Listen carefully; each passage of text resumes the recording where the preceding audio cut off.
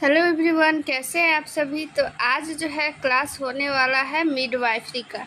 ठीक है, मिडवाइफरी में जितने भी वीवीआई क्वेश्चन है सबको आज हम लोग जानेंगे।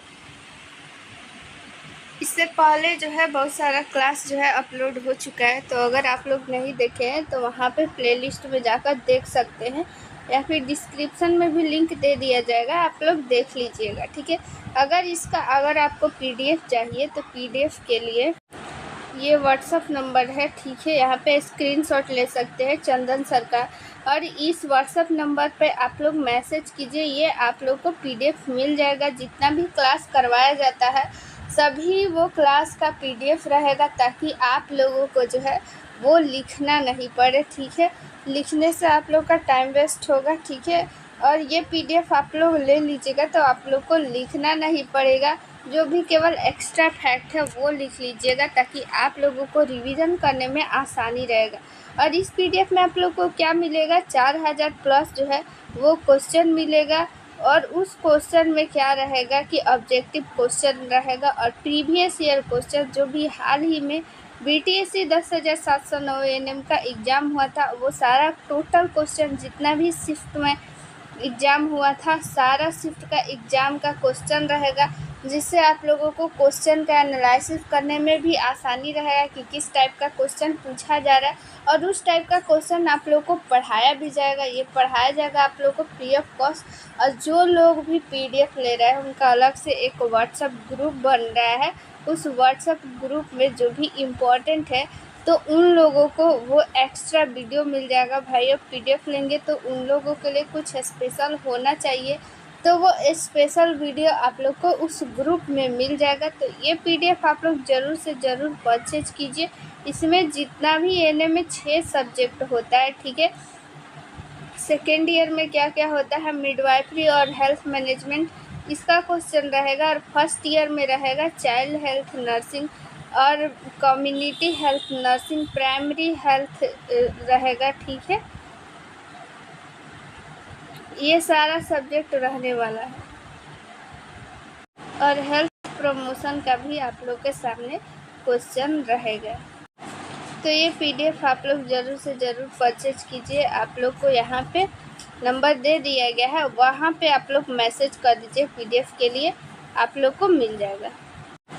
तो चलिए हम लोग जो है आज का क्वेश्चन स्टार्ट करते हैं। आज का फर्स्ट क्वेश्चन क्या है, यहाँ पे देखिए, ये क्वेश्चन मिडवाइफरी का वीवीआई क्वेश्चन है। पहले जो है हम लोग जो है इजी क्वेश्चन से स्टार्ट करेंगे, ताकि जो लोग भी नए हैं उन लोग को भी समझ में आए, या फिर जो लोग नहीं पढ़े हैं, बिल्कुल भी कुछ नहीं जानते हैं, ठीक है, उनके लिए भी आसानी हो, और जो कुछ जानते हैं उनका रिवीजन हो पाए। ठीक है, तो पहले हम लोग इजी क्वेश्चन से स्टार्ट करते हैं, फिर जो है धीरे धीरे क्वेश्चन का लेवल बढ़ाएंगे। ज़रूरी नहीं है कि जो इजी क्वेश्चन है वो एग्ज़ाम में नहीं आएगा। ठीक है, एग्ज़ाम में सभी तरह का क्वेश्चन पूछा जाता है, इजी भी, moderate, high level, sub level का क्वेश्चन पूछा जाता है। ठीक है, तो इसीलिए सारा क्वेश्चन को पढ़ना है, किसी को इग्नोर नहीं करना है। ठीक है, इजी क्वेश्चन ही ऐसा कभी कभी हम लोग के एग्ज़ाम में रहता है जो कि छूट जाता है। ठीक है, तो हम लोग स्टार्ट करते हैं फर्स्ट क्वेश्चन। यहाँ पे प्रसव की कौन सी जो है स्टेज के दौरान प्लेसेंटा की डिलीवरी होती है। हमारा फर्स्ट जो है वो ऑप्शन है स्टेज फर्स्ट। ठीक है, स्टेज फर्स्ट, और स्टेज सेकंड, स्टेज थर्ड और स्टेज फोर्थ। यहाँ पे चरण भी लिखता है हिंदी में स्टेज को। ठीक है, तो इससे आप लोग ध्यान रखिएगा, स्टेज को प्रथम चरण भी लिख लेगा, दूसरा चरण, तीसरा और चौथा ऐसे करके दे देगा। ठीक है, तो प्लेसेंटा का डिलीवरी जो होता है वो थर्ड स्टेज में होता है। सबसे पहले आप लोग ये जानिए कि यहाँ पे कि प्रसव के दौरान कितना स्टेज होता है। ठीक है, 4 स्टेज होता है, कहीं कहीं 3 भी देता है, लेकिन जनरली अधिकतर 4 स्टेज दिया जाता है। ठीक है, तो पहला जो स्टेज होता है, ठीक है, उसमें सर्विक्स का फैलाव होता है। सर्विक्स का फैलाव, सर्विक्स यानी कि ग्रीवा उसको हिंदी में बोलते हैं, तो उसका फैलाव होता है। ठीक है, और दूसरा में बेबी का डिलीवर होता है, बेबी डिलीवर होता है, ठीक है। और तीसरा स्टेज में क्या होता है, प्लेसेंटा की डिलीवरी होती है। और चौथा में क्या किया जाता है कि माँ और बच्चे को जो है अपने ऑब्जर्वेशन में रखा जाता है, ताकि उसको देखने के लिए, ताकि उसको कोई भी कॉम्प्लिकेशन नहीं हो। मिनिमम 24 घंटा तक रखा जाता है, ठीक है। चलिए हम लोग अगला क्वेश्चन देख लेते हैं। अगला क्वेश्चन क्या कहता है, क्वेश्चन नंबर 2,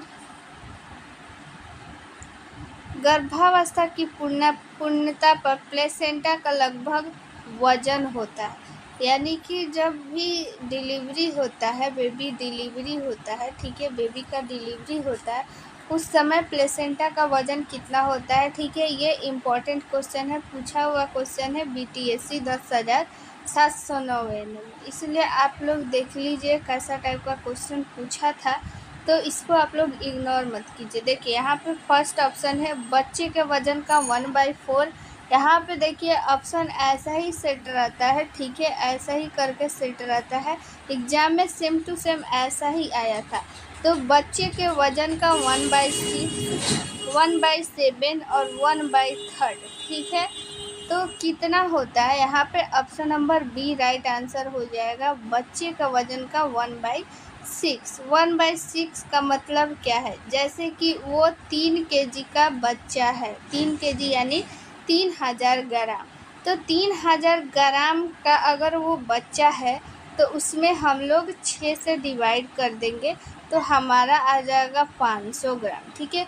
अगर 3 kg का बच्चा है तो प्लेसेंटा कितना ग्राम का रहेगा, 500 ग्राम का, ठीक है। क्वेश्चन ऐसे भी आप लोगों को घुमा के पूछ सकता है कि एक बच्चा जो है, वो बच्चा मान लीजिए कि 1800 ग्राम का है, ठीक है, 1800 ग्राम का है, तो उसके प्लेसेंटा का वजन जो होगा, माँ के बच्चा जो है प्लेसेंटा से जुड़ा रहता है, आप सभी को पता है, ठीक है। तो प्लेसेंटा का वजन कितना होगा, अगर बच्चे का वजन 1800 ग्राम है तो प्लेसेंटा का वजन कितना होगा, आप लोग कैलकुलेट करके आप लोग कमेंट में ज़रूर आंसर बताइएगा कि कितने ग्राम का प्लेसेंटा होगा, ठीक है। चलिए तीसरा नंबर क्वेश्चन देख लेते हैं कि 28 दिन के गर्भाशयी चक्र में अंड जनन की कौन सी दिन होगा। देखिए यहाँ पे क्वेश्चन ये बोल रहा है कि जनरली जो मेंस्ट्रुअल साइकिल अंडाशयी चक्र मतलब यहाँ पे मेंस्ट्रुअल साइकिल का बात हो रहा है, जनरली 28 दिन का ही होता है। तो उस 28 दिन में अंड जनन यानी अंडोत्सर्ग यानी कि ओवुलेशन को बोला जा रहा है। तो आप सभी को पता है कि 28 दिन का क्या होता है, मेंस्ट्रुअल साइकिल होता है, यानी मासिक चक्र होता है, वो 28 दिन का होता है, ठीक है। तो 28 दिन का होता है, सबका 28 दिन का नहीं होता है, किसी का 30 दिन होता है, किसी का 29, लेकिन ऐसे हम लोग जनरली 28 दिन लेकर चलते हैं, औसतन 28 दिन लेकर चलते हैं, ठीक है। तो 28 दिन का अगर किसी का मासिक चक्र है तो कौन सा दिन होगा, कौनवा दिन होगा, ठीक है, कौन से दिन में उसका अंड जनन होगा। पहला हमारा ऑप्शन है पहला दिन, दूसरा है 14वां दिन, और तीसरा है 5वां दिन, और चौथा है 28वां दिन। तो कौन से दिन होगा, 14वां दिन जो होगा उसका अंड जनन होगा, ठीक है। अंड जनन कहाँ से होता है, ओवरी से होता है, यानी अंडाशय से होता है, और अंडाशय से निकल करके वो फैलोपियन ट्यूब में जाता है, ठीक है। तो वो अंडाशय ओवरी से कौन सा दिन में निकलेगा, 14वां दिन निकलेगा, और कहाँ जाएगा, फैलोपियन ट्यूब में जाएगा।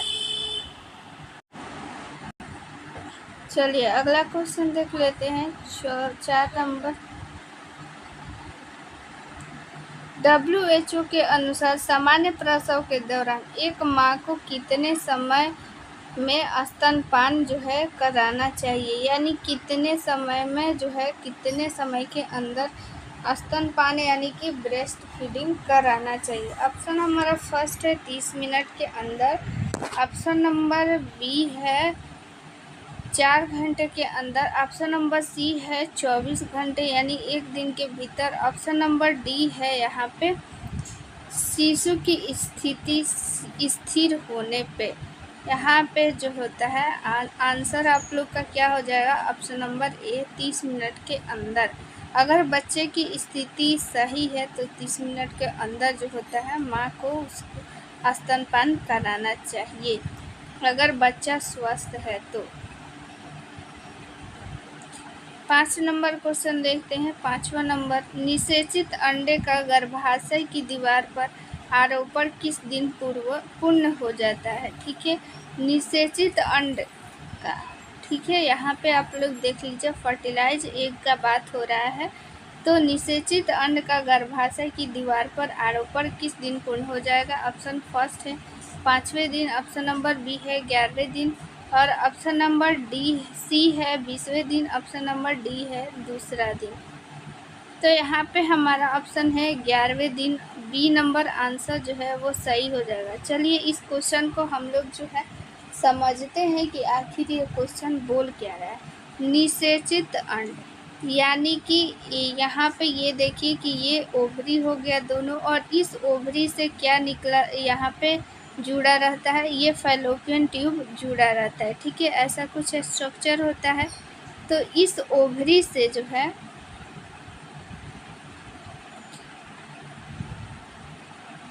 एक मिनट,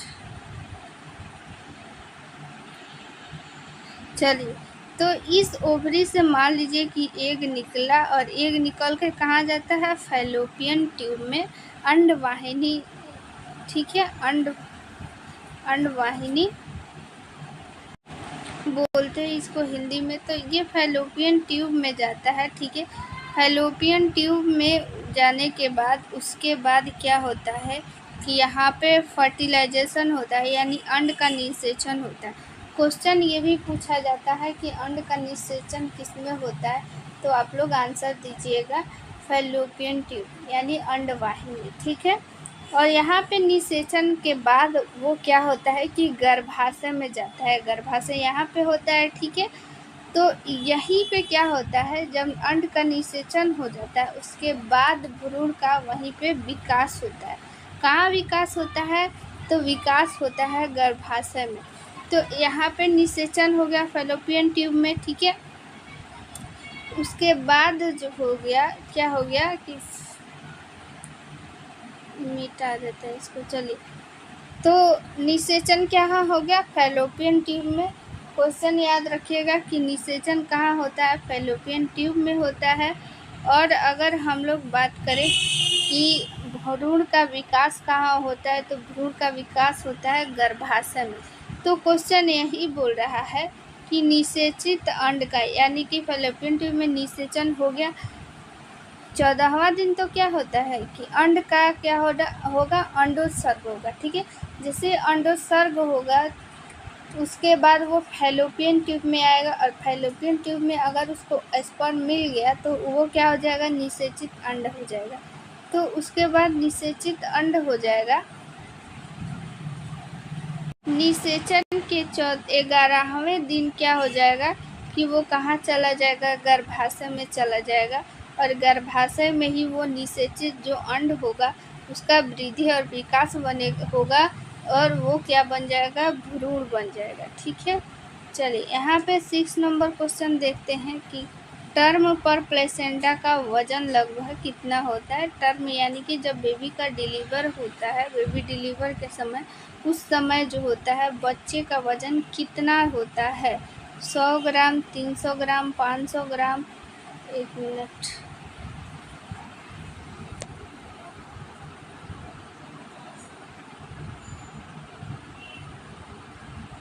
मिनट, आप लोग रुक जाइए।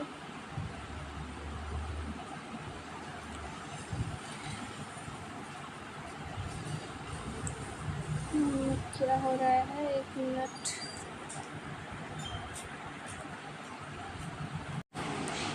हाँ, तो चलिए देखिए यहाँ पे हम क्या बोल रहे हैं कि निषेचित नहीं, ये 6 नंबर क्वेश्चन हो रहा था। तो उसके बाद क्या होता है कि बच्चे का वज़न लगभग कितना होता है, बच्चे का वज़न होता है लगभग 3 केजी, ठीक है। तो 3 केजी के अकॉर्डिंग अभी हम लोग पिछला क्वेश्चन में क्या पढ़े थे कि 1/6 जो होता है बच्चे का जितना भी वज़न होता है उस वज़न के 1/6 क्या होता है, प्लेसेंटा होता है। तो अगर हम लोग बच्चे का वज़न मान लें कि 3 केजी है तो कितना हो जाएगा प्लेसेंटा का वज़न? प्लेसेंटा का वज़न हो जाएगा 1/6 यानी कि 500 ग्राम। ऐसे भी आप लोग याद रखिएगा, जनरली अगर आप लोगों से पूछा जाए क्वेश्चन में सीधे कि प्लेसेंटा का वज़न कितना होता है तो आप लोग आंसर कीजिएगा 500, ठीक है। ये एक एवरेज मान लिया गया है कि 500 होता है, क्योंकि 2.5 से 3 केजी बच्चे का वज़न होता है, उसी अकॉर्डिंग 500 हो जाएगा प्लेसेंटा का वज़न, ठीक है। चलिए अब हम लोग 7 नंबर क्वेश्चन देखते हैं। मैटरनिटी नर्स यह ज्ञात होना चाहिए, नर्स को यह ज्ञात होना चाहिए कि गर्भावस्था के डैश समय पर मधुमेह की जांच की जाती है, ठीक है। यहाँ पे क्वेश्चन बहुत ही इम्पोर्टेंट है, क्वेश्चन ये पूछा जाता है एग्जाम में अक्सर, ठीक है, कि जो मधुमेह यानी डायबिटीज़, ठीक है, इसको चीनी रोग भी बोलते हैं, तो उसकी जांच जो होती है कब किया जाता है? 6 से 17 सप्ताह पे, 18 से 23 सप्ताह पे, 24 से 28 सप्ताह पे और 29 से 32 सप्ताह पे। तो यहाँ पे हमारा राइट आंसर आप लोग याद रखिएगा, राइट आंसर क्या हो जाएगा? Option number C right answer हो जाएगा 24 से 28 सप्ताह पे। चलिए 8 नंबर क्वेश्चन देख लेते हैं। सामान्य प्रसव के बाद महिला को कितने घंटों तक अस्पताल में रुकना चाहिए? यहाँ पे ऑप्शन नंबर फर्स्ट है 24 घंटा, ऑप्शन नंबर बी है 36 घंटा, ऑप्शन नंबर सी है 48 घंटा, ऑप्शन नंबर डी है 12 घंटा। तो हमारा सी जो है वो राइट आंसर हो जाएगा 48 घंटा, यानी कि 2 दिनों तक, ठीक है। गर्भावस्था की परिपक्वता कब मानी जाती है? परिपक्वता यानी मैच्योर, ठीक है, यानी कि गर्भावस्था को हम लोग कब मानेंगे कि वो मैच्योर हो गया है, ठीक है। 40 सप्ताह के बाद, 43 सप्ताह के बाद, कि 42 सप्ताह के बाद, कि 41 सप्ताह के बाद। तो हमारा राइट आंसर हो जाएगा ऑप्शन नंबर ए, 40 सप्ताह के बाद हम लोग मानेंगे कि गर्भावस्था क्या हो गया है, परिपक्व हो गया है, ठीक है। चलिए 10 नंबर क्वेश्चन देखते हैं। 10 नंबर क्या कहता है? 10 नंबर ध्यान से क्वेश्चन पढ़िएगा कि डैश सप्ताह की गर्भावस्था के पश्चात मृत शिशु का जन्म कहलाता है। क्वेश्चन ये बोल रहा है कि कितने सप्ताह के बाद जो होगा, अगर गर्भावस्था का जो मान लीजिए कि उसका, यहाँ पे ऑप्शन देखिए उसके बाद समझ में आएगा, 20 सप्ताह, 36 सप्ताह, 30 सप्ताह और फिर यहाँ पे क्या होगा,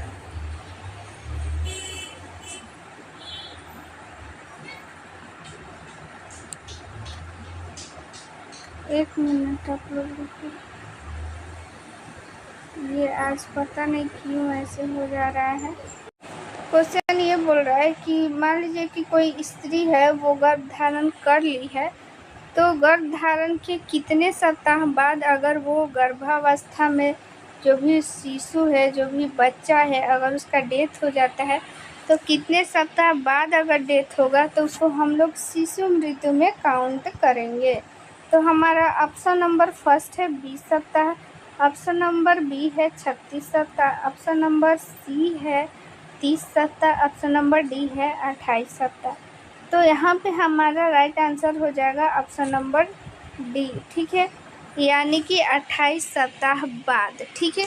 28 सप्ताह बाद यानी कि यहाँ पे हम लोग 28 में 4 से डिवाइड करेंगे तो 7 मंथ हो जाएगा, यानी 7 महीना बाद अगर उस जो भ्रूण है वो भ्रूण का अगर मृत्यु हो जाता है तो हम लोग उस मृत जो बच्चा है उसको हम लोग शिशु में काउंट करेंगे, मृत शिशु में काउंट करेंगे। याद रखिएगा 28 सप्ताह बाद इम्पोर्टेंट क्वेश्चन है कि अगर 28 सप्ताह बाद जो होता है कि गर्भावस्था में अगर उसकी मृत्यु हो जाती है तो उसको हम लोग किस में काउंट करेंगे? शिशु मृत्यु। ठीक है।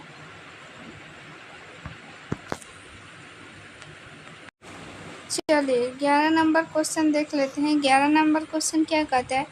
प्रथम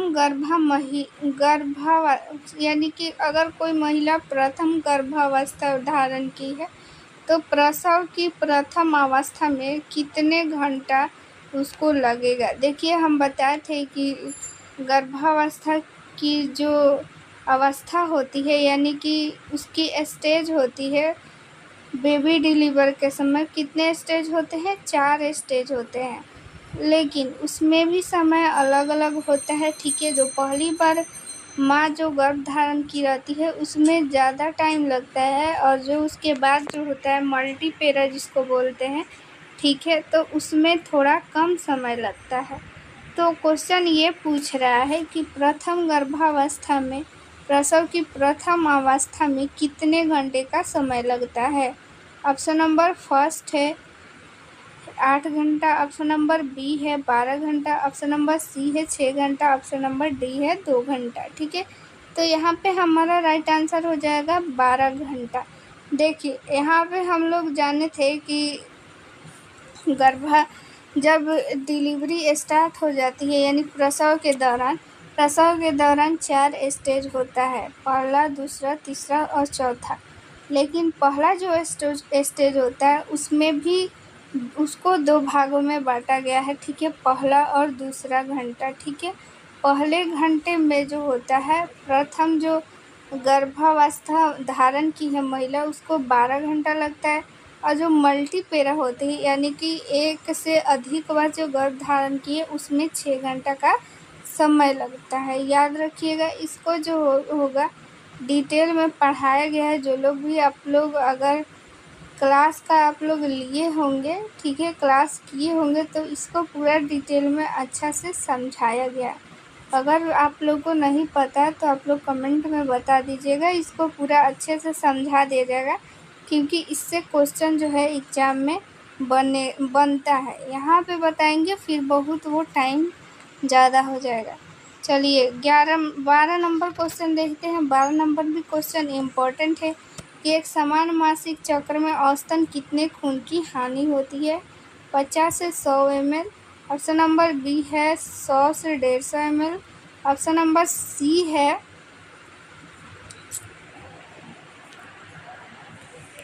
1 मिनट,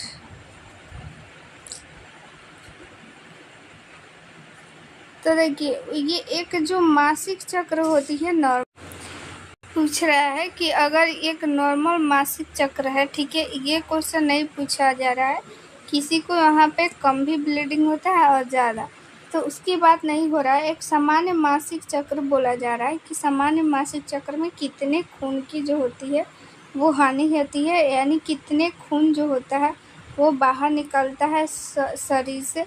तो वो 50 से जो होगा 100 ml इसका राइट आंसर हो जाएगा। 50 से 100 ml ब्लड की हानि होती है।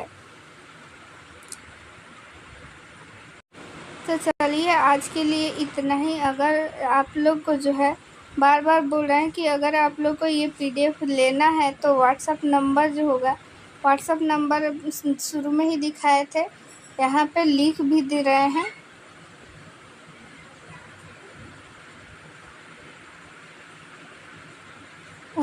ठीक है, 87 82 69 42 29 इस नंबर पे आप लोग जो है व्हाट्सअप कीजिए। ये आप लोग को PDF मिल जाएगा ताकि आप लोगों को लिखने नहीं पड़े। ठीक है, लिखना नहीं पड़े। साथ ही में आप लोग का व्हाट्सअप ग्रुप बन रहा है जो लोग भी PDF ले रहे हैं, तो जो भी स्पेशल जो वीडियो है वो आप लोग को उसमें लिंक मिलेगा। ठीक है, और ये सारा क्लास तो आप लोग को फ्री में मिल ही रहा है, लेकिन उसमें भी आप लोग को ग्रुप बन रहा है तो आप लोग को उसमें ऐड कर दिया जाएगा। जैसे ही आप लोग जो है परचेज कीजिएगा तो आप लोग को इससे रिलेटेड अगर इतना क्वेश्चन पढ़ाया गया है, इसमें आप लोग को ज़रा भी कोई भी दिक्कत है आप लोग कमेंट में पूछिए, और क्या इसमें आप लोगों को साथ सुधार किया जा सकता है, इस क्लास में और क्या सुधार किया जा सकता है और क्या बेहतर किया जा सकता है, आप लोग ज़रूर बताइएगा। उस अकॉर्डिंग आप लोग के साथ क्लास जो है और सुधारा जाएगा और अच्छे से बेहतरीन किया जाएगा, ठीक है। कोई भी मन में डाउट हो कमेंट में पूछिएगा, कोई भी दिक्कत हो कमेंट में ज़रूर बताइएगा। और इस क्लास को बेहतर बनाने के लिए और क्या किया जाए, क्या चेंजेस किया जाए, आप लोग ये ज़रूर बताइएगा, ताकि आगे बेहतर आप लोग के साथ और अच्छा हो पाए, ठीक है। मिलते हैं नेक्स्ट वीडियो में। थैंक यू, जय हिंद।